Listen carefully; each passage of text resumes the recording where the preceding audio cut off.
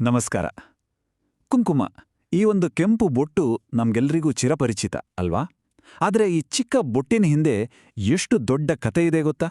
ಅದರಲ್ಲಿ ಇತಿಹಾಸ ಇದೆ, ವಿಜ್ಞಾನ ಇದೆ, ಆಳವಾದ ಸಂಸ್ಕೃತಿ ಇದೆ.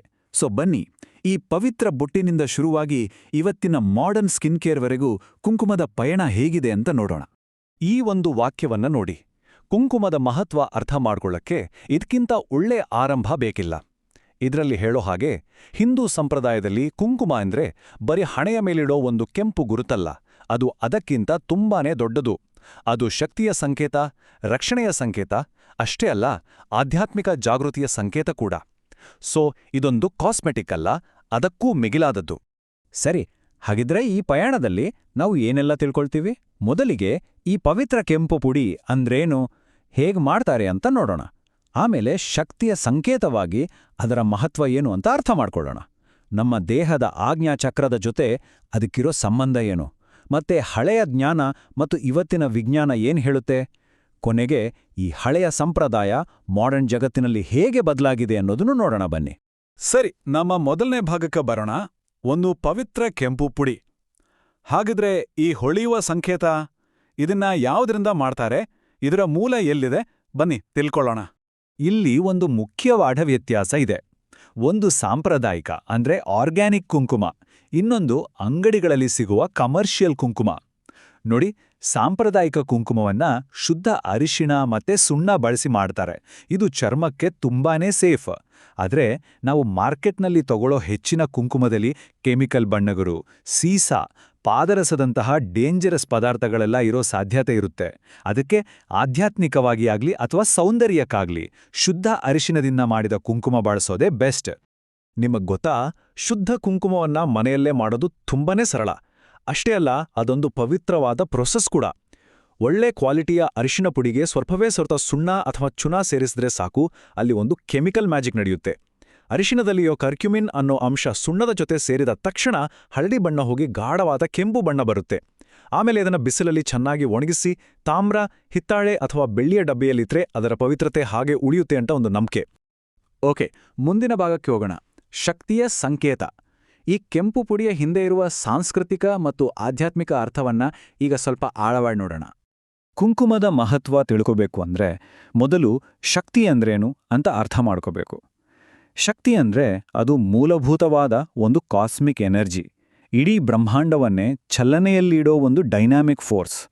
ಇದನ್ನ ಹೆಚ್ಚಾಗಿ ದೈವಿಕ ಸ್ತ್ರೀ ತತ್ವ ಅಂತ ನೋಡ್ತಾರೆ. ಕುಂಕುಮ ಇದೇ ಶಕ್ತಿಯೇ ಒಂದು ಸಂಕೇತ. ಕುಂಕುಮ ಅಂದ ಬರೀ ಹಣೆಗಿಟ್ಕೊಳ್ಳೋದು ಅಂತ ಅನ್ಕೋಬೇಡಿ. ಇದರ ಬಳಕೆ ಅದಕ್ಕಿಂತಲೂ ಹೆಚ್ಚು. ಮನೆಗೆ ಬಂದ ಅತಿಥಿಗಳಿಗೆ ಗೌರವ ಸೂಚಕವಾಗಿ ಇಡ್ತಾರೆ. ವಿವಾಹಿತ ಮಹಿಳೆಯರಿಗೆ ಇದು ಮದುವೆಯ ಸಂಕೇತ, ಅಂದ್ರೆ ಸಿಂಧೂರ. ಲಕ್ಷ್ಮೀ, ದುರ್ಗೆ ಅಂತಹ ದೇವತೆಗಳಿಗೆ ಇದನ್ನ ಅರ್ಪಣೆ ಮಾಡ್ತಾರೆ.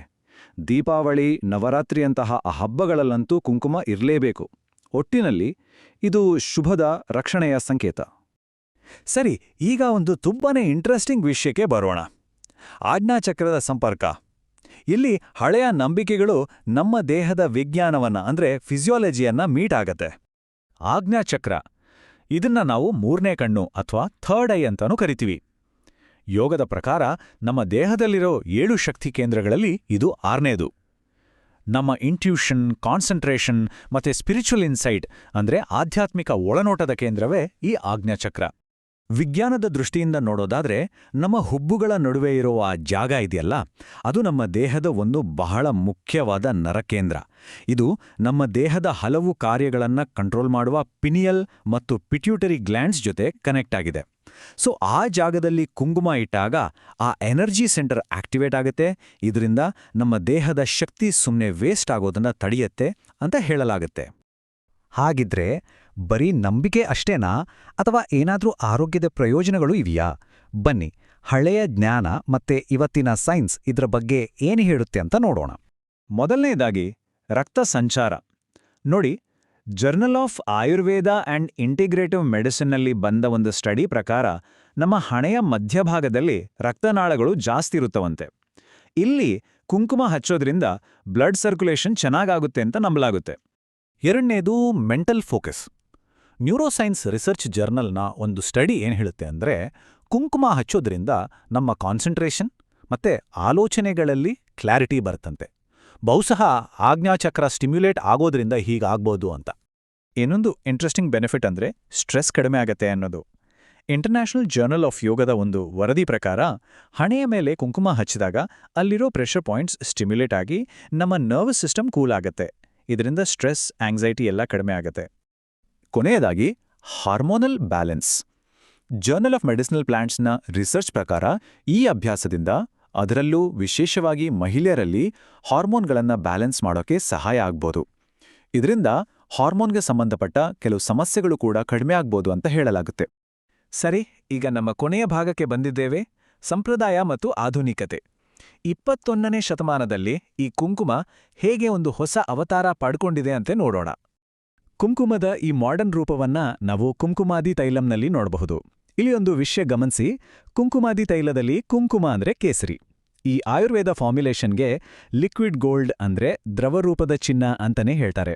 ಯಾಕಂದ್ರೆ ಇದು ಚರ್ಮದ ಹೊಳಪನ್ನ ಜಾಸ್ತಿ ಮಾಡಿ ಕಲೆಗಳನ್ನ ಕಡಿಮೆ ಮಾಡೋದ್ರಲ್ಲಿ ತುಂಬಾನೇ ಫೇಮಸ್. ಕುಂಕುಮಾದಿ ತೈಲದ ಪ್ರಮುಖ ಅಂಶವೇ ಕೇಸರಿ. ಇವತ್ತು ಇದೇ ಕೇಸರಿಯಂತಹ ಹಳೆಯ ಪದಾರ್ಥಗಳು ಮಾಡರ್ನ್ ಸೈಂಟಿಫಿಕ್ ರಿಸರ್ಚ್ನ ಕೇಂದ್ರ ಬಿಂದುವಾಗಿವೆ. ಅಷ್ಟೇ ಅಲ್ಲ, ಕೋಟ್ಯಾಂತರ ರೂಪಾಯಿಗಳ ಒಂದು ದೊಡ್ಡ ಸ್ಕಿನ್ ಕೇರ್ ಇಂಡಸ್ಟ್ರಿಯನ್ನೇ ಮುನ್ನಡೆಸುತ್ತಿವೆ. ನಮ್ಮ ಹಳೆಯ ಜ್ಞಾನ ಇವತ್ತಿಗೂ ಎಷ್ಟು ಪವರ್ಫುಲ್ ಅನ್ನೋದಕ್ಕೆ ಇದಕ್ಕಿಂತ ಒಳ್ಳೆ ಉದಾಹರಣೆ ಬೇಕಾ?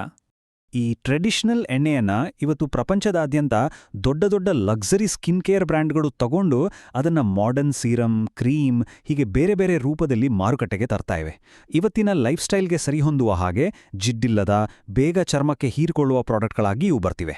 ಹಾಗಿದ್ರೆ ಕೊನೆಯದಾಗಿ ಒಂದು ಪ್ರಶ್ನೆ.